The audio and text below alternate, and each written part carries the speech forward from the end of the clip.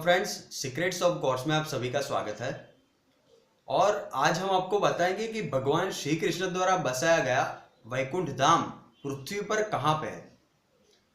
देखिए, हम भगवान विष्णु के सनातन लोक की बात नहीं कर रहे हैं, बल्कि श्री कृष्ण ने अपने जीवन के कार्यकाल के दरमियान पृथ्वी पर एक और नगर भी बसाया था, जिसका उल्लेख हमारे पुराणों में भी मिलता है।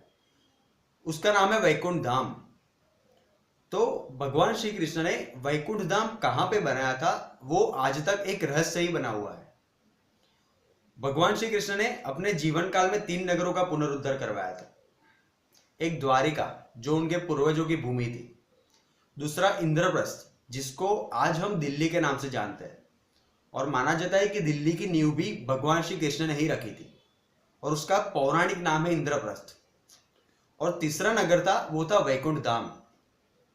तो द्वारिका और इंद्रप्रस्थ कहाँ पे है वो हम जानते हैं, लेकिन वैकुंठ धाम कृष्ण द्वारा बसाया गया था, वो कहाँ पे बसाया था, उसका कोई भी अभी तक प्रमाण नहीं मिला है। तो उसी के बारे में आज हम आपको बताएंगे। तो वैकुंठ धाम जो है वो कई विद्वान, आज का जो हमारा जगन्नाथपुरी है उसी को ही भगवान श्री कृष्ण का वैकुंठ धाम मानते हैं। तो कई विद्वान पुष्कर को और कई विद्वान जगन्नाथपुरी को भगवान श्री कृष्ण का वैकुंठ धाम मानते हैं। लेकिन उनका जो ये अंदाजा है वो गलत है, वो सही नहीं है। इस पे भी बहुत लोगों ने रिसर्च की है कि कृष्ण का वैकुंठ धाम कहाँ पे है, और कई विद्वानों ने इस पर अपनी पूरी जिंदगी भी लगा दी है। तो एक बात हम आपको बता दें कि हमारे जो 4 युग है, वो चारों युग में सतयुग और द्वापर युग, इन दोनों युगों के अंदर देवी देवता स्वयं पृथ्वी पर निवास करते हैं।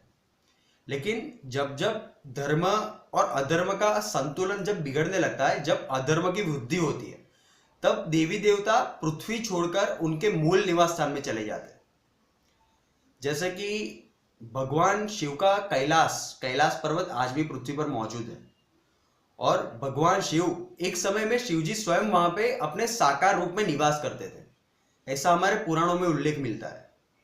लेकिन शिवजी आज कैलाश पर्वत पे विराजमान नहीं है। वो अपने मूल स्थान जो है, जिसका शिव पुराण और शिवजी से जुड़े शास्त्रों में जिसका वर्णन किया गया है, जिसको शिवधाम बोलते हैं, शिवलोक बोलते हैं, रुद्रलोक बोलते हैं, वहीं पे शिवजी का आज निवास है। तो उसी तरीके से श्री कृष्ण ने भी ये वैकुंठ धाम बसाया था। तो उसके बारे में विद्वानों की रिसर्च के आधार पर एक नतीजा निकलता है, और वो नतीजा लगभग 19% ये नतीजा सही है।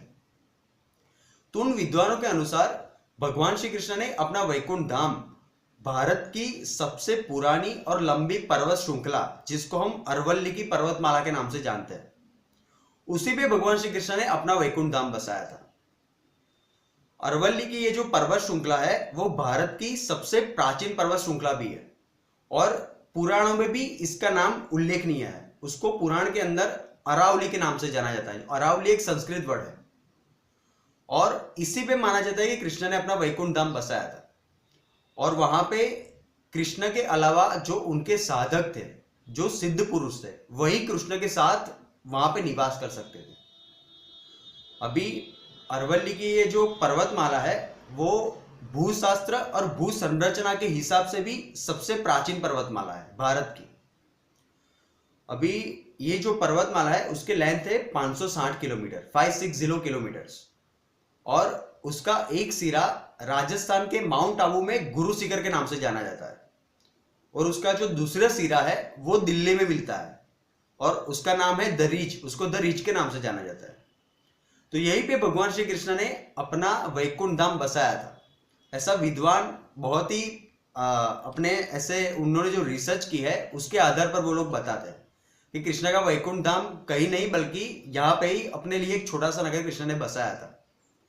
लेकिन ये इतनी लंबी पर्वतमाला पर कृष्ण ने कहाँ पे बसाया था, उसका अभी तक कोई प्रमाण नहीं मिला है। तो धन्यवाद। आप प्लीज हमारे चैनल को सब्सक्राइब कीजिए और अपने कमेंट्स दीजिए। Thank you.